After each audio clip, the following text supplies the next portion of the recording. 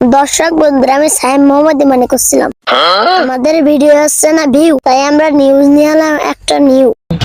তো দর্শক বন্ধুরা, আপনাদের সামনে এখন আপডেট নিউজ শোনাবেন আমার সেই প্রিয় অশিক্ষিত বড় ভাই।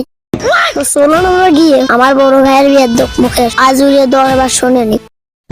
দর্শক বন্ধুরা, আমি ইতিমধ্যে আমার ভাইয়ের সামনে চলে আসলাম। আপডেট ভার্সন বড় ভাই, আপনি রমজান মাসের কিছু আপডেট নিউজ আমাদের সোশ্যাল মিডিয়ায় শোনান।